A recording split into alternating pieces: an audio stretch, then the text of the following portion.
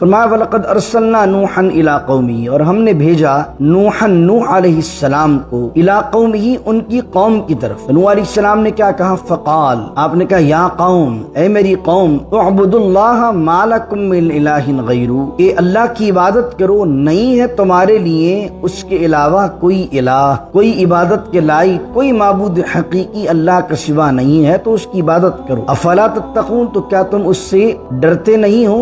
یعنی کہ افلا تتقون، کیا تم تقوی اختیار نہیں کرتے ہو؟ اب کہا فقال الملأ الذین کفروا من قومہ، اس کا ریزن یہ ہوتا ہے کہ جن لوگوں کی نظر میں دنیا ہی سب کچھ ہوتی ہے، اور جن کی نظر کے اندر دنیا کے سوا یا اپنے ذاتی مفاد کے سوا کام کرنے کا ذہن جن کا ہوتا ہی نہیں ہے، تو انہیں ہر شخص اپنے جیسا نظر آ رہا ہوتا ہے، اور وہ یہ کہتے ہیں کہ وہ یہ سوچتے ہیں کہ یہ کیسے ممکن ہے کہ کوئی شخص بغیر کسی مفاد کے کوئی کام کرے۔ تو چونکہ وہ خود کسی مفاد کے تحت کام کر رہے ہوتے ہیں، تو ان کو دوسرے بھی اپنی طرح نظر آتے ہیں۔ تو یہی کیا حضرت نوح علیہ السلام کی قوم کے سرداروں نے، کہ جب حضرت نوح علیہ السلام کو دعوت حق دیتے ہوئے دیکھا تو انہوں نے کہا یہ تو ہماری طرح ایک بشر ہے، اور یہ صرف یہ جو دعوت دے رہا ہے یہ چاہتا ہے، یرید ان یتفضل علیکم رب اشرح لی صدری ویسر لی امری واحلل عقدۃ من لسانی یفقہوا قولی اللہم صل علی سیدنا ومولانا محمد معدن الجود والکرم وآلہ وصحبہ وبارک وسلم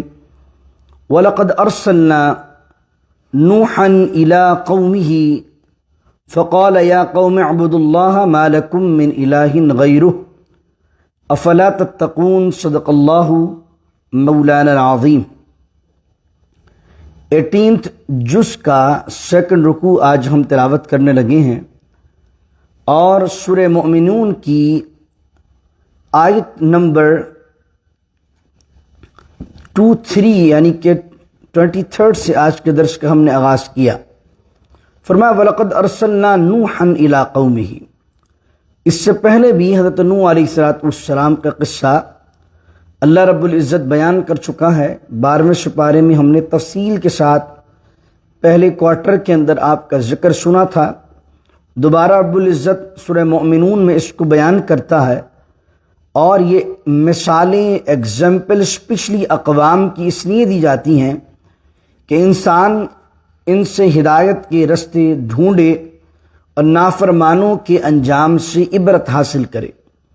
فرمایا وَلَقَدْ أَرْسَلْنَا نُوحًا إِلَىٰ قَوْمِهِ، اور ہم نے بھیجا نوح علیہ السلام کو إِلَىٰ قَوْمِهِ، ان کی قوم کی طرف۔ تو نوح علیہ السلام نے کیا کہا؟ فقال، آپ نے کہا یا قوم، اے میری قوم، اعبدوا اللہ ما لکم من الہ غیرہ، کہ اللہ کی عبادت کرو، نہیں ہے تمہارے لیے اس کے علاوہ کوئی الہ، کوئی عبادت کے لائق، کوئی معبود حقیقی اللہ کا سوا نہیں ہے، تو اس کی عبادت کرو۔ افلا تتقون، تو کیا تم اس سے ڈرتے نہیں ہو؟ یعنی کہ افلا تتقون، کیا تم تقوی اختیار نہیں کرتے ہو؟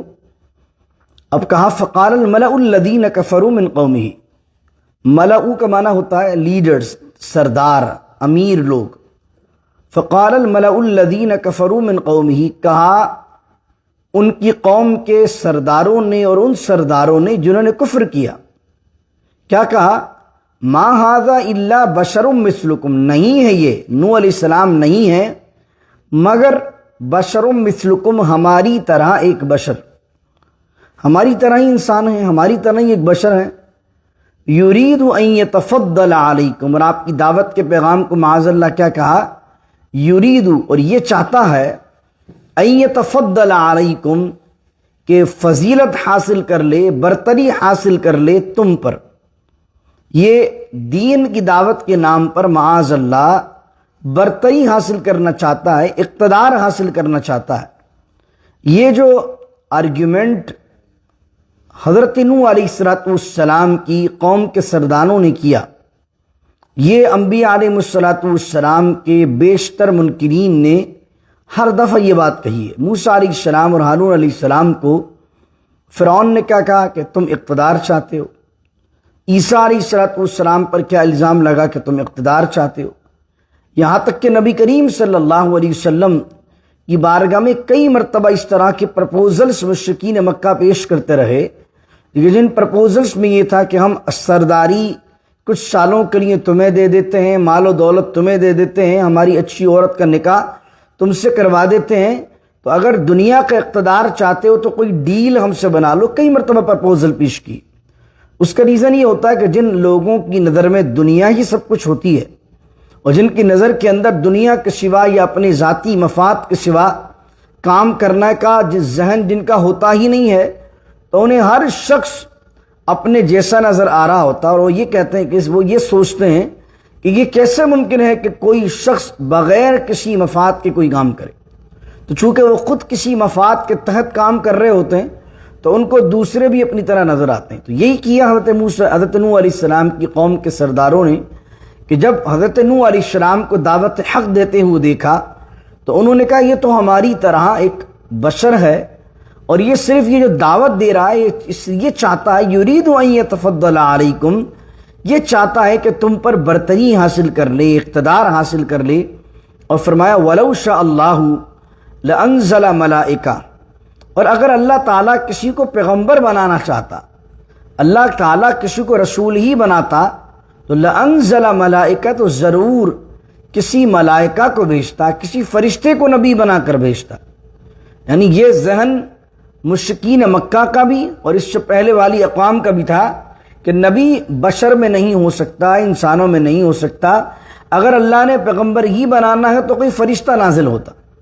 اور پھر وہ کہنے لگی حضرت نوح علیہ السلام کی قوم کے سردار، ما سمعنا بہذا فی آبائنا الاولین، اس متعلق ہم نے نہیں سنا اس سے پہلے اپنے آبا و اجداد سے، یہ تو بڑی نئی بات ہے۔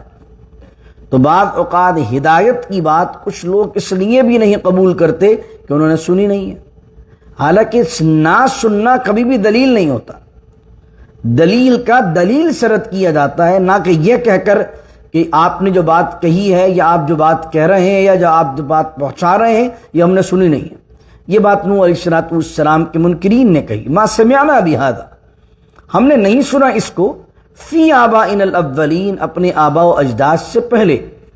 اب اگلی بات اور وہ سخت کہنے لگے آیت نمبر 25 میں، ان هو الا رجل به جنہ، یہ مرد نہیں ہے مگر ایسا شخص ہے کہ جسے جنہ، دیوانگی کا عارضہ لاحق ہو گیا۔ دیوانگی یعنی جنون طاری ہو گیا ذہن پر، معاذ اللہ ذہن کام کرنے نہیں لگا، دماغ کے اندر کچھ اور چیزیں چل رہی ہیں۔ ان هو الا رجل به جنہ، تو اس مرد کو یعنی معاذ اللہ نوح علیہ السلام کے بارے میں کہنے لگے انہیں جنون ہو گیا ہے، دماغی مرض ہو گیا العیاذ باللہ تعالی۔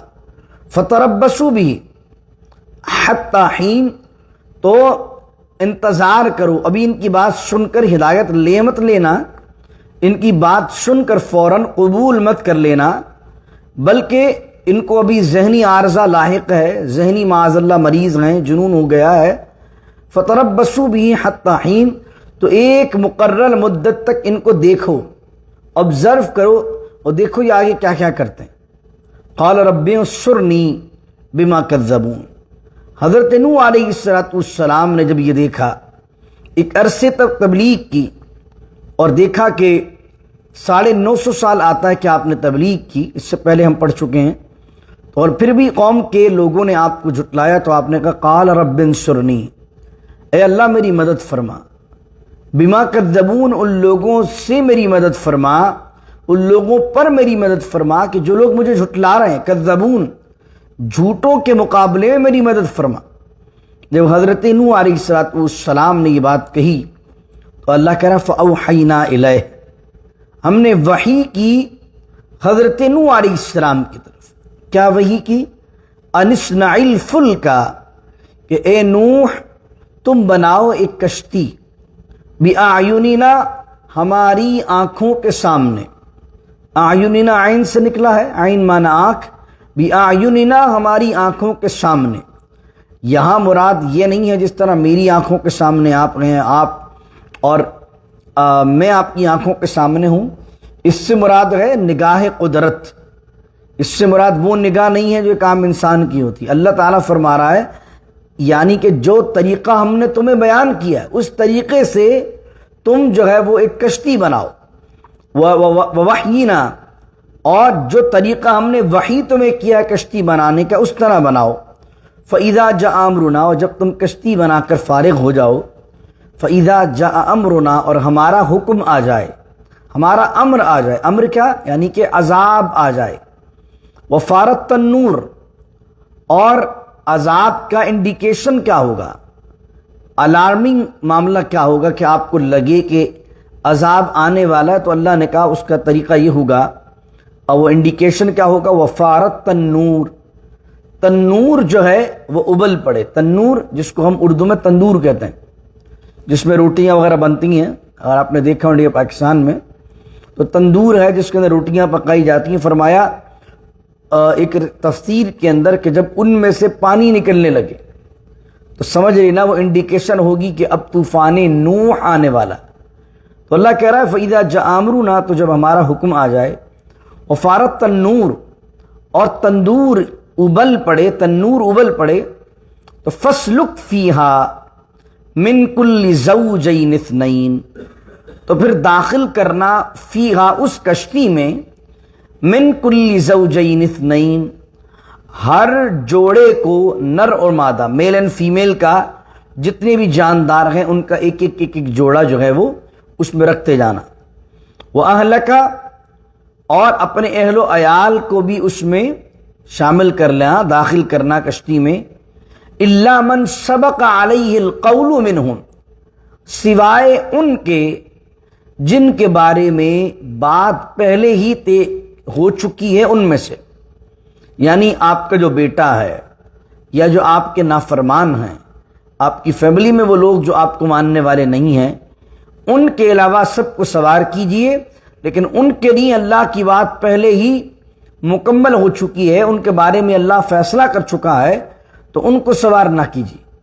وَلَا تُخَاطِبْنِي فِي الَّذِينَ ظَلَمُوا، اور اے نوح مجھ سے خطاب نہ کیجئے، مجھ سے بات نہ کیجئے، فِي الَّذِينَ ظَلَمُوا، ان لوگوں کے بارے میں جنہوں نے ظلم کیا. ظالموں کے بارے میں اب مجھ سے کوئی بات نہ کیجئے. یعنی کہ جو ظلم کرنے والے، ظلم سب سے بڑا اللہ کی بارگاہ میں شرک کرنا، جو ظلم کرنے والے ان کے بارے میں مجھ سے بات نہ کیجئے. اِنَّهُمْ مُغْرَقُونَ، بے شک ہم تو انہیں غرق کرنے والے ہی ہیں، انہیں ہم غرق کریں گے کہ جنہوں نے ہمیں نہیں مانا، تمہیں جھٹلایا. فَإِذَا اسْتَوَيْتَ أَنْتَ وَمَن مَّعَكَ عَلَى الْفُلْكِ، فَإِذَا اسْتَوَيْتَ، تو جب تم ٹھہر جاؤ، بیٹھ جاؤ. کون کون؟ انت ومن معک، آپ اور آپ کے ساتھی جتنے ہیں. علی الفلک، جب وہ فلک پر، کشتی پر بیٹھ جائیں. اذا استویت، جب بیٹھ جائیں تو بیٹھنے کے بعد کیا کہیں؟ فقل الحمد للہ الذی، تو آپ پھر کہیے الحمد للہ الذی، تمام تعریفیں اللہ کے لیے ہیں. نجانا، جس نے ہمیں نجات دی. من القوم الظالمین، ظلم کرنے والی قوم سے. یعنی کشتی میں جب سوار ہو جائیں، بیٹھ جائیں، ریلیکس ہو جائیں، تو بیٹھنے کے بعد سب سے پہلے کیا کریں؟ اللہ کا شکر ادا کریں. اس وجہ سے آدمی کو چاہیے کہ اللہ رب العزت اگر اسے کسی پریشانی سے نکالے، اسے کسی مشکل سے نکالے، یا انسان کسی پروٹیکشن میں آ جائے، تو سب سے پہلی جو چیز اسے کرنی ہے وہ اللہ کا شکر ادا کرنا ہے. ہم بعض اوقات پریشانی سے، ٹربل سے نکلتے ہیں تو بجائے خدا کا شکر کرنے کے ایسی پارٹیز منعقد کرتے ہیں جن پارٹیز کے اندر اللہ اور اس کے رسول کی ناراضگی والے کام ہوتے ہیں. اور قرآن کیا سمجھا رہا ہے نوح علیہ السلام کے ذریعے سے، ان کی مثال کے ذریعے سے، کہ جب آپ اور آپ کے ساتھی کشتی میں سوار ہو جائیں تو پہلا کام کیا کریں؟ کہیں فقل الحمد للہ الذی نجانا من القوم الظالمین، اللہ تمام تعریف تیرے لیے ہے، شکر تیرے لیے ہے کہ تو نے ہمیں نجات دی ظلم کرنے والی قوم سے. اس کے بعد ایک اور دعا کریں. وہ دعا کیا ہے؟ وَقُلْ رَبِّ أَنزِلْنِي مُنزَلًا مُبَارَكًا. اب یہاں کیا ہے کہ اے اللہ، ایک تو بھلائی اور خیر کا معاملہ ہمارے ساتھ تو نے یہ کیا کہ تو نے ظلم کرنے والی قوم سے ہمیں نجات دی. اب اگلی دعا ہماری یہ قبول فرما لے. وَقُلْ رَبِّ أَنزِلْنِي، اے ہمارے رب ہمیں اتار. یعنی طوفان کے بعد جب تو ہمیں کشتی سے اتارے، انزلنی، اے ہمارے رب ہمیں اتار منزلم مبارکن، اس کشتی سے مبارک طریقے سے، برکت کے طریقے سے اتارنا۔ وَأَنْتَ خَيْرُ الْمُنزِلِينَ، اور تو سب سے بہترین اتارنے والا ہے۔ یعنی اس کو اور آسان کر لیجئے تو اے اللہ ہمیں اس منزل تک پہنچا، اس منزل پر پہنچا، اس منزل پر اتار، منزلم مبارکن، جو منزل، جو علاقہ، اس جگہ جب جہاں اتریں وہ علاقہ ہمارے لیے برکت والا ہو، اور تو سب سے بہتر منزل عطا کرنے والا۔ دو چیزیں ہوئی، ایک تو پچھلی جو ٹربلز اور پچھلی جو ہرڈلز تھیں نوح علیہ السلام کی قوم کو، یعنی ان کے جو مخصوص ساتھیوں کو، انہوں نے پہلے اس جاہلوں سے اور ظالموں سے نجات پر شکر کیا اور حمد کی، اور حمد کرنے کے بعد کہا اے اللہ جو اب آنے والی زندگی ہے، طوفان نوح کے بعد سب ختم ہو جائے گا، اور سب ختم ہونے کے بعد اب جس جگہ ہم اتریں گے ہو سکتا ہے وہاں پانی نہ ہو سکتا ہے وہاں نباتات نہ ہو، کچھ کھانے پینے کا انتظام نہ ہو، تو اگلی دعا انہوں نے، پہلی دعا کی پاسٹ کے لیے، دوسری دعا کی فیوچر کے لیے۔ یہی آدمی کا انداز ہونا چاہیے دعا کے لیے کہ اللہ اگر کسی مشکل سے نکالے تو پہلی چیز تو اللہ کی حمد کرے کہ اللہ تیرا بڑا شکر، تیرا بڑا فضل ہے کہ تو نے اس ہرڈل سے، اس مشکل سے مجھے نکالا۔ ایک تو یہ چیز ہو گئی۔ دوسری چیز یہ ہے، اب اگلی دعا یہ کرے کہ مالک آنے والی زندگی جو ہو وہ خیر والی زندگی ہو، برکت والی زندگی ہو، جو اللہ رب العزت نے نوح علیہ السلام کو سکھایا کہ پہلے حمد کرو اللہ کی نجانا من القوم الظالمین پر۔ اور پھر دوسری بات کیا ہے؟ وَقُلْ رَبِّ أَنزِلْنِي مُنزِلًا مُبَارَكًا وَأَنْتَ خَيْرُ الْمُنزِلِينَ۔ پھر فرمایا إِنَّ فِي ذَلِكَ لَآيَاتٍ وَإِن كُنَّا لَمُبْتَلِينَ، اور بے شک اس واقعے کے اندر لآیات ہماری نشانیاں ہیں، وَإِن كُنَّا لَمُبْتَلِينَ، اور ہم ضرور جو ہے وہ لوگوں کو آزمانے والے ہیں۔ اللہ رب العزت بعض اوقات مشکل دے کر بھی، آزمائش دے کر بھی آدمی کو آزماتا ہے۔ یہ زندگی، یہ لائف جو ہے وہ آزمائش کا نام ہے، اپس اینڈ ڈاؤن کا نام ہے۔ اللہ نے کہا الذی خلق الموت والحیات لیبلوکم ایکم احسن عملا، ہم نے موت اور حیات کو پیدا کیا۔